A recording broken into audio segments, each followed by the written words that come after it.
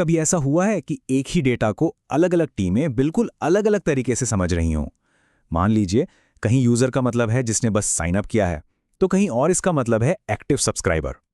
आज हम इसी कंफ्यूजन को दूर करने वाले एक बहुत ही जरूरी टूल के बारे में बात करने जा रहे हैं, डेटा डिक्शनरी। तो आज हम क्या क्या देखने वाले हैं? हम सबसे पहले डेटा में अस्पष्टता की समस्या को समझेंगे, फिर जानेंगे कि डेटा डिक्शनरी क्या होती है।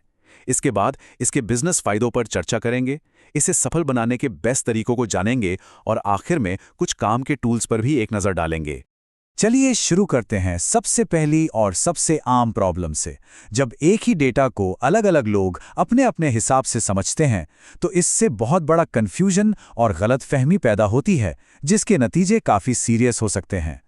जरा सोचिए कि आपकी टीम एक टेबल में रेवेन्यू नाम का कॉलम देख रही है। अब इसका मतलब क्या है? ये ग्रॉस रेवेन्यू है या नेट? क्या ये वो पैसा है जो मिल चुका है या सिर्फ बिल भेजा गया है? अगर इसकी कोई साफ परिभाषा नहीं है, तो मार्केटिंग टीम के नंबर फाइनेंस टीम के नंबरों से कभी मैच ही नहीं करेंगे। तो इस कंफ्यूजन की कीमत क्या चुकानी पड़ती है?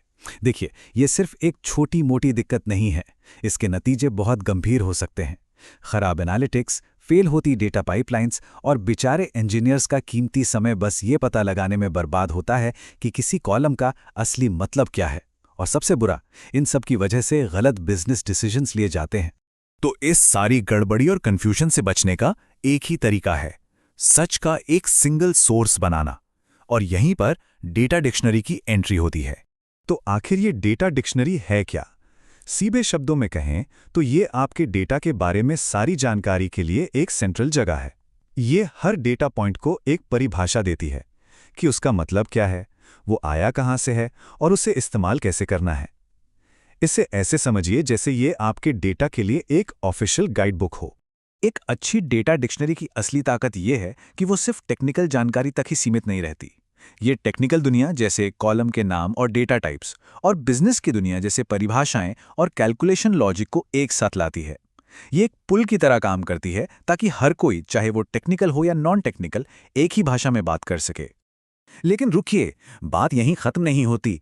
एक मॉडर्न डेटा डिक्शनरी इससे कहीं ज्यादा पावरफुल हो सकती है। इसमें डेटा लिनिएज होता है, जो ये दिखाता है कि डेटा कहां से आ रहा है और कहां जा रहा है। इसमें डेटा क्वालिटी टेस्ट के रिजल्ट्स और कुछ सैंपल वैल्यूज भी होती हैं।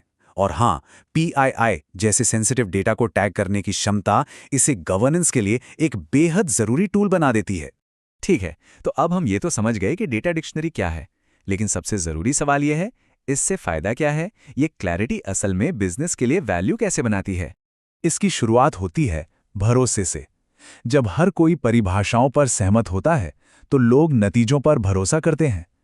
इससे इंजीनियरिंग का समय बचता है, क्योंकि उन्हें बार बार एक ही सवाल का जवाब नहीं देना पड़ता। प्रोजेक्ट्स तेजी से पूरे होते हैं और सेंसिटिव डेटा को सुरक्षित रखना भी आसान हो जाता है। कुल मिलाकर ये पक्का करता है कि फाइनेंस से लेकर प्रोडक्ट तक हर टीम एक ही पेज पर है। इस कोटेशन के बारे में सोचिए। हर बार जब कोई एनालिस्ट किसी इंजीनियर से एक छोटा सा सवाल पूछता है, तो प्रोडक्टिविटी का नुकसान होता है। इंजीनियर का ध्यान भटकता है और एनालिस्ट का काम रुक जाता है। एक अच्छी डेटा डिक्शनरी इन रुकावटों को ही खत्म कर देती है और हर किसी को अपना बेस्ट काम करने की आज़ादी देती है।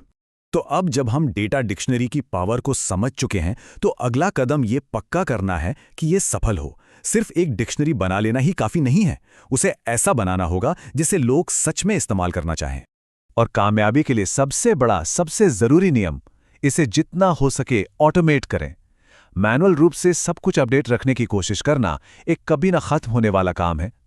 टेक्निकल जानकारी को अपने आप कैप्चर करने के लिए टूल्स का इस्तेमाल करें, ताकि आपकी टीम सिर्फ बिजनेस डेफिनेशन और कॉन्टेक्स्ट देने पर ध्यान दे सके। ऑटोमेशन के अलावा कुछ और जरूरी बातें हैं जो आपकी डेटा डिक्शनरी को सच में यूजफुल बनाएंगी। हर डेटा डोमेन के लिए क्लियर ओनर्स तय करें। इसे लोगों के मौजूदा वर्कफ्लो में इंटीग्रेट करें, ताकि इसे ढूंढना और इस्तेमाल करना आसान हो। इसे अपने कोड की तरह ही वर्जन करें। और हाँ, कंफ्यूजन को पूरी तरह से खत्म करने के लिए डेटा लीनिएज और टैगिंग का इस्तेमाल करें। और अच्छी खबर यह है कि ये सब आपको अकेले नहीं करना है। मार्केट में कई बेहतरीन टूल्स मौजूद हैं जो इन बेस्ट प्रैक्टिसेस को लागू करने में आपकी मदद कर सकते हैं। चलिए कुछ पॉपुलर ऑप्शंस पर एक नज़र डालते हैं। जैसे सेकोडा है, जो एआई और नेचुरल लैंग्वेज पर बहुत फोकस्ड है, जिससे जानकारी ढूंढना आसान हो जाता है। डेटा एडो पुराने सिस्टम्स के साथ इंटीग्रेशन के लिए बहुत अच्छा है, जो इसे हाइग्रिड एनवायरनमेंट के लिए एक बढ़िया ऑप्शन बनाता है। और एलेशन एक एंटरप्राइज लेवल सोल्यूशन है, जो ऑटोमेटेड डेटा खोज को टीम के सामूहिक ज्ञान के साथ जोड़ता है। आखिर में ये समझना सबसे जरूरी है कि डेटा डिक्शनरी सिर्फ एक टेक्निकल टूल नहीं है, ये एक स्ट्रेटेजिक एसेट है। ये आपके ऑर्गेनाइजेशन के लिए उसके सबसे कीमती रिसोर्स यानी डेटा के बारे में बात करने के लिए एक कॉमन लैंग्वेज है।